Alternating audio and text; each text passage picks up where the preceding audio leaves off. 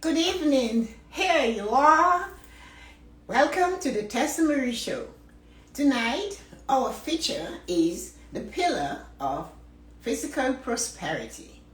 So, physical prosperity is one of the five pillars of prosperity. And the five pillars of prosperity are mental, emotional, physical, spiritual, and financial. So tonight we're discussing the pillar of physical prosperity, and I brought a guest with me. I brought a physical trainer, somebody who does nutrition and training with their clients. I wanted to open the show tonight with this wonderful human being who had such a change because of COVID, from in-person training and mentoring his clients to a more fulfilled and prosperous physical life. And all of a sudden, COVID came and he had to pivot, literally switch 180 and get doing this thing online and video. And his clients come from all over the world. So without much ado, I'm going to welcome in my friend and physical trainer extraordinaire to our show this evening.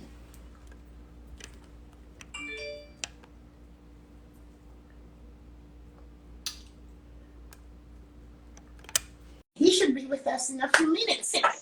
Hello, here you are. How are Thank you you so doing? much, Tessa, for those Welcome kind to the words. show. Thank you so much. How are you? I am absolutely wonderful. I like the color of your dress. Oh, thank you. You know, I'm glad you enjoy the color. Thank you I so know a much. thing or two about it. Yeah. And so how are you doing?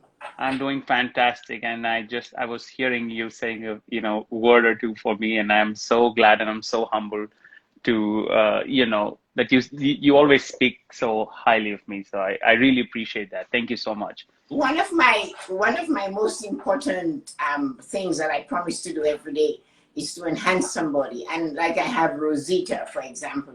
Hi, Um, Rosita. she's always very supportive, and I know she's on a journey for physical health. So I'm so happy that she dropped in just to have a chat with us on this, because physical prosperity is so important. Many times people look at physical prosperity and they think, oh, what are you talking about? So many people have told me they don't understand the pillars of prosperity. So this is going to be my dot. This is my niche. I'm going to put this out there, and I'm so honored that I asked you and I said, would you like to just drop in and talk to us about, about the pillar of physical prosperity, because it's one of our pillars, and the stronger the pillars are, the better we do. So at the Tessa-Marie show, we're doing the pillar of physical prosperity on Tuesday nights. And then we will have mental on Wednesday night, spiritual on Thursday night. And on Friday night, we go back to financial. Monday night is always emotional. And this is why I wanted you to be here tonight to give us a little boost, because we are getting out of COVID. And I'm hearing the complaint from so many of the people who I interact with, that they've put on some weight during COVID and summer is here, and what can they do? I can offer some, but you being in the field, you having to pivot your business from in-person to online, to go all over the world, and you're teaching in so many time zones, that I thought with the followers we have from Africa and everywhere, and many times they don't come at the time we're doing the evening show, but the next day they're all checking in, and I'm getting all these DMs about it. So I thought I would invite you to tell us a little bit of what can we do now that we're getting out of the rustiness of eating, and the weather is hot and it's warm. Today was 33 degrees in Toronto, humidity out of the, it just blew out. Yeah, So I feel that because I've switched back to a little bit of in person, so I am going back and forth between online and in person, and I'm loving this weather. Uh, but to answer your question, yes, a lot of people in the last 15 months have, gone through a lot of physical changes, and, mobility has been restricted. That's what I've seen in the last 15, 16 months, that people did not have like much movement, especially here in Toronto, because we were in the world's longest lockdown. So, but having said that, for me and my clients, the one word is there is no excuse. So there is no reason why you should not have not moved, because if I can change and I can, like you said, I can pivot my business to completely online when there was no option to train in person. People were still doing it from their home, and uh, I've been doing it like for the almost the entire length of duration that we've been in the lockdown. So yeah, so if people haven't been active, now is the perfect time. We still have good months of summer left with us, and get out, get moving, and start with something basic, just like even getting out for a walk, and then slowly build up to where you want to be, and be realistic with yourself. I have a question because Hmm. I remember once I had gone for a walk and I'd done a live on the walk, Hmm. and you said to me, walking is actually one of the best things you can do because you're using the longer muscles of your body. Could you, tell people, talk to us about that? Because I understand a little because I have always walked a lot, but I want people that are feeling sluggish and they didn't do anything. And then if they let the summer go by, winter is going to come, and that's going to get even worse. So what can they do about walking? What are you recommending? How would they begin the walk? How should they end the walk? What is going on? Okay. So that's a fairly, good point that you made. Like if somebody has been completely sedentary for the last 6, 8, 12 months, they can start with the walk. Of course, going out, even if it's just walking your pet or just to, run your errands. So something that I've been doing, like personally, I've been running my errands on foot. I deliberately haven't been taking public transportation. I've been just walking everywhere. So you can start with something basic and just see how your body feels. Your calves get tired? Do your arms get tight? Like, are you feeling gassed out just doing a mile? And so on and so forth. Then again, you can slowly build on working on strengthening those muscles around your legs, because you'll be essentially using a lot of legs, and that's the largest muscle group in our body. I would still recommend that person does a full body workout, not just train the legs, train your core, train your upper body. Like literally, there are so many muscles in our body. You should be doing like a whole full body split in a week, like 2 to 3 times of strength training. I would definitely recommend, Give us along with. Mhm. Give us some example of that because not everybody can afford, to go out to the gym. The gyms are opening, or to Mhm. even hire you. Some people just want to get their body moving and get interested in if they see the result, they say, this guy, he can train me. They maybe can connect with you and say, how much you charge for an hour of giving me some training and nutrition, because you're really big in nutrition and training and all of that. So tell us what a package from you would be like for somebody who really needs to get going. Okay, so for me, it varies. Some people are doing like in person with me or online, one-on-one. So there's a different charge for that. Then there are some people who are doing a couples, like two people are working out together from a different location. It could be, in the US or in Europe or something else. Then there is a different charge. Some people are just consulting me for nutrition. Of course, there's a different charge for that. And then for my clients who are training with me in person, like one on one, their nutrition is built into it, because I don't want to leave the nutrition part of it, because those two have to have go together. So I'm not really focused on selling something. I'm just trying to understand what my client needs, and basis that I advise them. So I'm always consulting them first. I'm asking about their need, goals, time frame, setting their realistic expectations, and then taking it from there. Like how many times in a week they can commit to train with me, 2 times, 3 times, and basis then I tell them the charges. Okay, well that's really good because I wanted somebody coming in to figure out that you don't, because many times we are charged, and I purposely brought that charge in because I knew you wouldn't go there, but I Mhm. wanted to let them see that before the charging comes, there's so much more to do. Like you need to know what the plans are, and is it okay when you have, for example, people go on Weight Watchers. I'm just using that Mhm. as what I know. They Mhm. go on Weight Watchers. They follow a program. They lose all this weight. and then a year later, there's something triggers it again. Mhm. What would you say to that person? How would you take that person that say, you know, Toron, I've done this with watches on, which watches off, lose it, gain it, put it back on, and all of that. What can I do to stay focused on keeping it? What So would just an idea? during my consultation process, I'm always asking my clients if they've had any experience training before. Did they have a experience training with the trainer before? Have they consulted a nutritionist or a dietitian? And I always ask them about that experience. So what went right? Okay, so I'm making notes as I'm doing that. So this person needs this kind of motivation that works for them. And then I'm also asking them what happened? Why did you quit? Was there any injury, or did that person not follow up? Were they not invested enough? And or I see Belinda's comment say, tell them to use Tarun watches.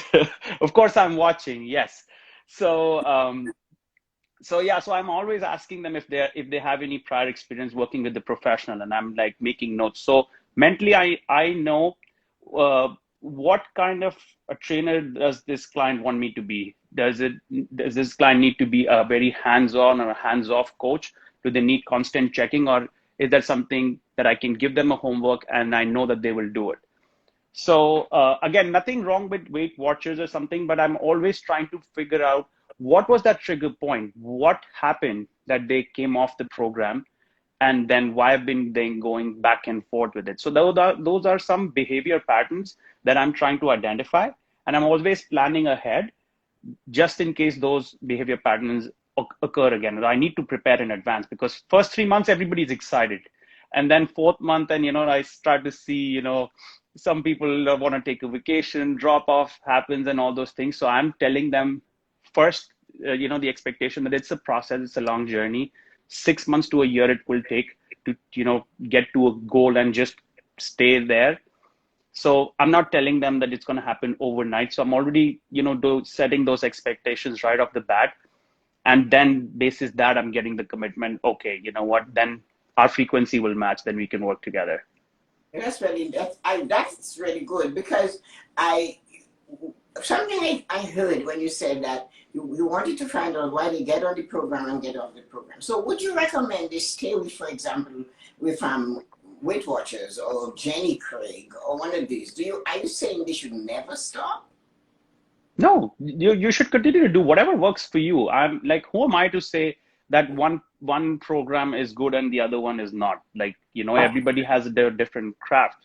But what I'm saying is, you have to identify what is working for you. Are you doing it because your friend is doing it, or do you really, does that program really make sense to you? Does that resonate with you? Same with me. Like, not everybody is going to have the same mental bandwidth as me, that what I say and what I preach, may or may not make sense to some people. But I'm telling them this is how I'll work. I'll, coach you in different phases. There'll be a periodized form of training. I'll first coach you, then I'll, you know, we'll do some resistance training, and then we'll do some hit form of training. Then we'll do some strength training, just lift heavy weights. And then there'll be some deload phase. I'm explaining like how this 6 months and 1 year has to go. And if that makes sense, then of course, by all means.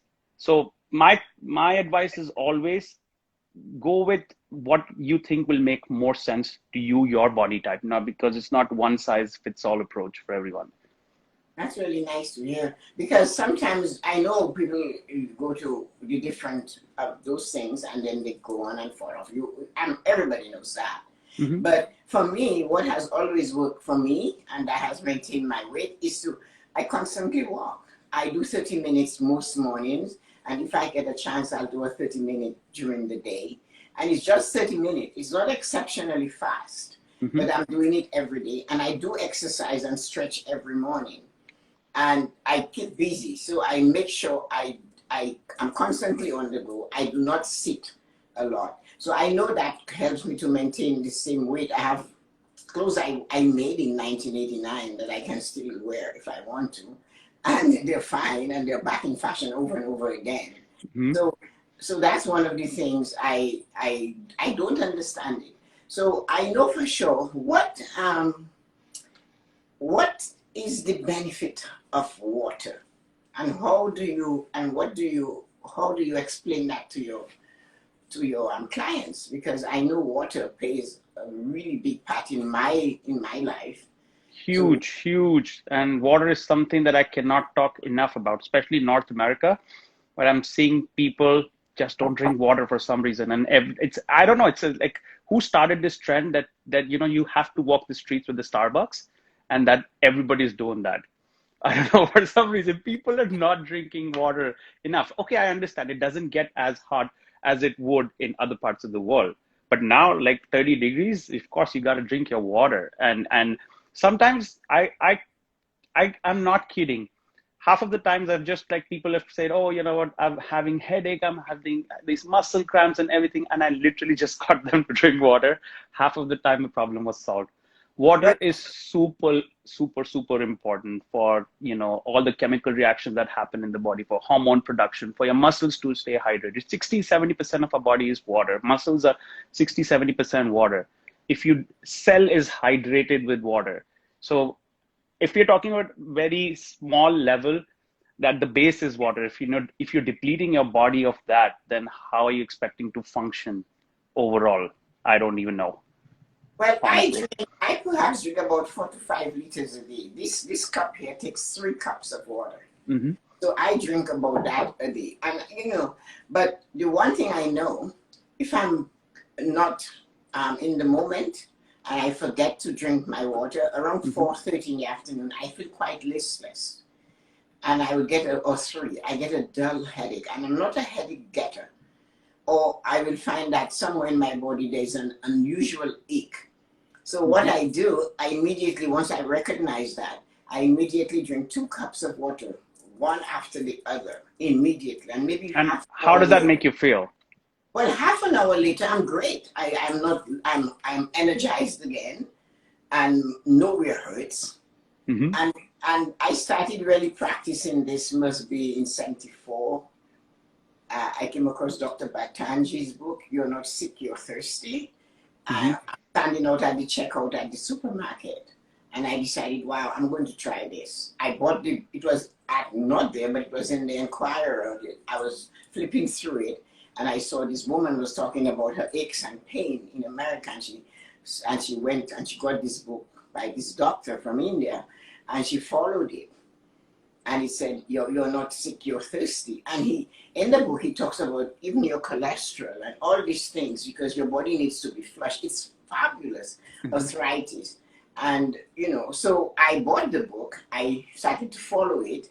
Then my brother, Eric, the disturber, he comes over, sees the book, took it. So I had to buy another one. And I have that book constantly at my bedside. And I always check it to see what is going on. But I do drink like 4 to 5 liters of water a day. And it makes a huge difference for me. I am alert. I'm never exhausted. I'm never tired. I just keep going. And so that's why I wanted to know if is that something you do.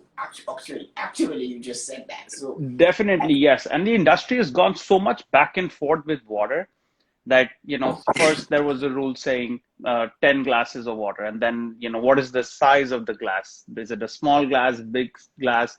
Then they said, base it off of your thirst. So if whenever you're thirsty, drink water. And then again, something came out and that said, you're already too late. Then, now we are looking at the color of the pee. If your pee is like, a yes. very dark color, then chances are Ah, that you are dehydrated, and the more clear it is, the better. But then again, it's going to take a while before you actually go and, check that. yes. So person like yourself, like myself, who have a talking job, we would definitely require a lot of water. And of course, it will change as per the weather.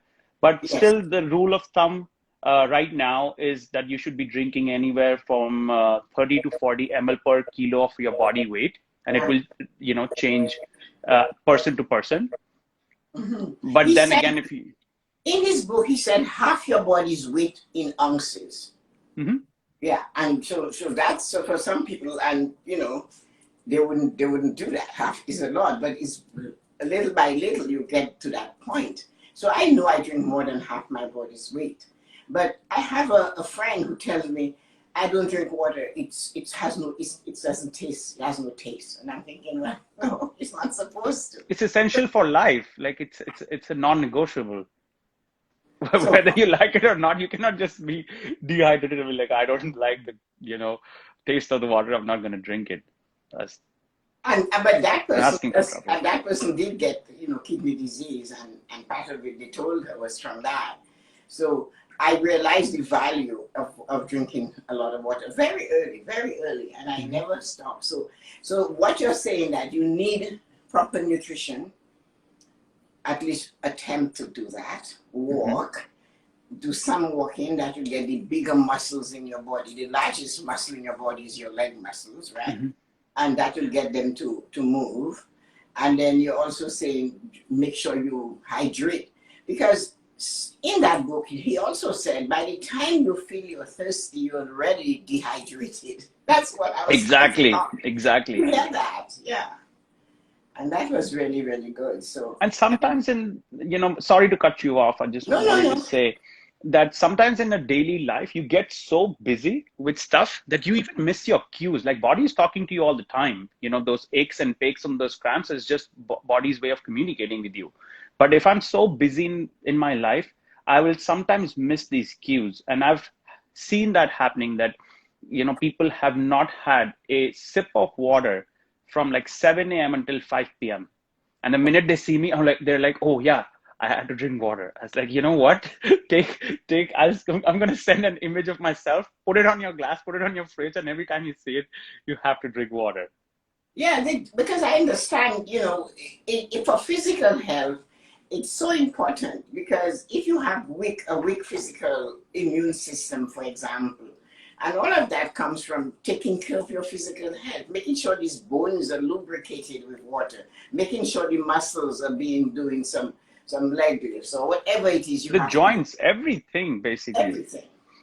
So that was really important when I found all of that. Or somebody seems to have a question tonight. Okay, let's see what the question is. No, request on the press here. I guess he wanted to come in, but Donato must be super excited today because Italy won a thriller of a match today. Well, I guess the players were in good physical shape. Oh, they're world class. It's an act of physical. It's physical prosperity, so they had to be in physical shape. Oh, and so that is important. Let us see what. I'm sure he would not ask that question on Nikki's show, so I'm going to ignore it. And leave it like this. No, but so it's really important for us to have those kind of conversation about our physical health. We have to keep it going and see what happens, because if we don't get the physical health going, we will not be able to do anything. And so, but what can we do? And I also would like to mention something that, like, different agencies and CDC and everybody has their, guidelines, and that's what's been followed all across the industry, no matter where you're done your certifications from. So, just an advice, in a week, we should be getting at least 150 minutes of workout in some form of capacity. So if it comes down to 30 minutes, if you do it 5 times a day, or if you can do it in splits, that's the minimum. 5 times a week. 5 times, exactly, if we take it Monday through Friday. So 150 minutes is the minimum that is required to offset, the negatives of having a sedentary lifestyle. Again, the more the better, because human body was essentially made to move. And if you just look at the fibers and how they are distributed in the body, you would know that, human body was meant to move. And now, because of the pandemic, we're just confined to this guy, which is the chair, which is the new equivalent of cigarette smoking. So any form of movement is good. If you have a sedentary lifestyle, move, and then get from one level to the other. That's my advice. That is really good too, and thank you so much for coming in and have given us, because I wanted other people to benefit from that. Thank you so much. Yeah, it's really a pleasure, because you're doing a marvelous job with those people that you're training, And I'm really pleased to see that, you know, they're getting something and you're all over the world working on it, and it's really great. So thank you for coming to the Tessa-Marie show, Thank everyone. you so much for having me. It's always a pleasure You talking to know, you so and, yeah, it's really enlightening our fun. audience. Yeah, and making sure everybody, you know, um, got something out of it. And And thank you to everyone who joined. I saw a lot of comments rolling in. Yuko was here. Donato obviously was here. Aman is here. Belinda was here. Rosita was here. yes, so we had quite a nice, and Kathleen came, so that's really good. So thank you, everybody, and have a really wonderful evening. So sending you light and joy, and thank you for coming to the Tessa-Marie show. Have a wonderful evening, and thank you so much, Turan. Thank Bye. you so much. My pleasure. Bye. Bye-bye. Bye.